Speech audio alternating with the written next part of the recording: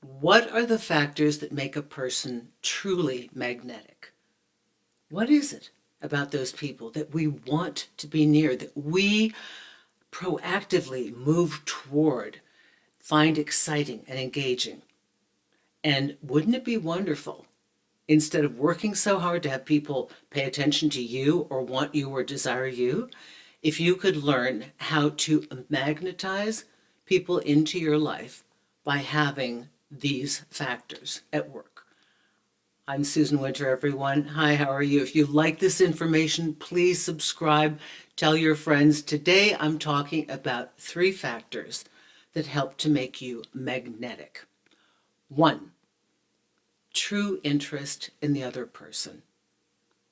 People love to talk about themselves. If you can ask them questions and you are truly interested in this individual, they will come away from the conversation thinking that you are the most fascinating person in the world, even though they did 90% of the talking. This is, salesmen know this. Dale Carnegie wrote a whole book on how to win friends and influence people. It's still like the Bible, but it's one of the basic tenets that shows you that people like to feel good about themselves. They like to be around others who make them feel good about themselves. And what makes somebody feel good about themselves? If the person they're speaking to or engaging with truly finds them to be interesting. Ask questions. Listen. Draw them out.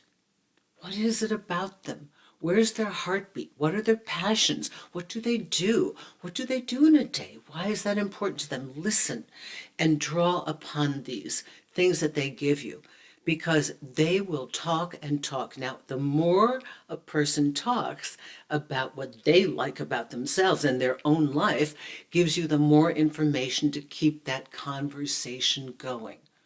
And of course, number 2, great conversational skills. It's incumbent upon all of us to keep growing and learning in this life.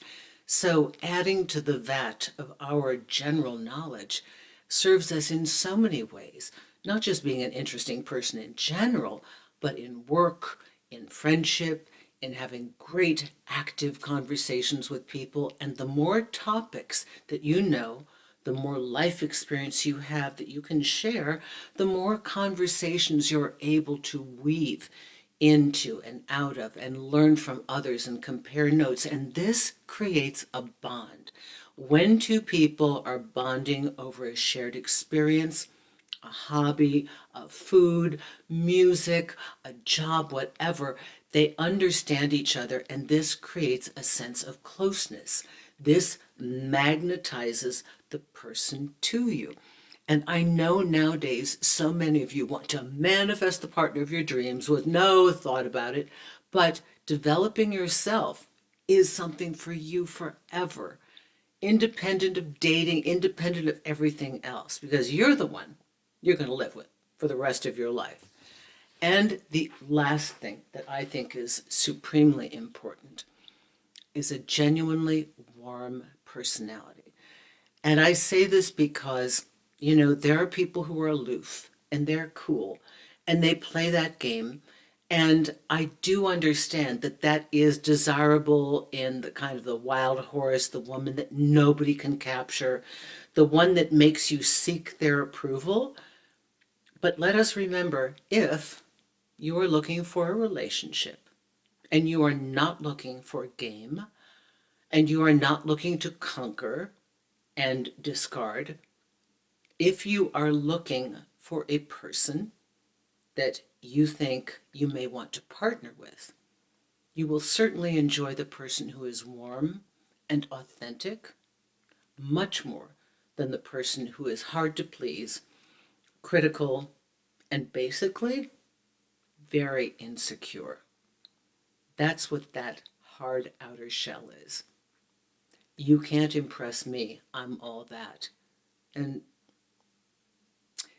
it's only for those who want to conquer and destroy. That's what that happened. This is the feeling that engages within another person.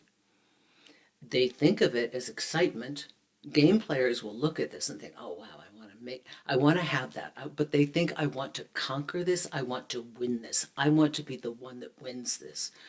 And it's not to keep, it's to win and discard, because underneath there's an element of dislike. There's an element of not. How can you like that? It's a repugnant aspect of a personality. So a warm, friendly, and well done personality is always going to be charming. That'll be the first person, when you see them in the room, you'll want to run to them. So if you're looking to up your magnetism, have them drawn to you by knowing these skills. How to truly be interested in the person, who they are, what they stand for, what they say, to listen, to get to know them. That creates the connection. Brilliant conversation that weaves in and out, so they can't wait to learn more about you and connect with you beyond that conversation.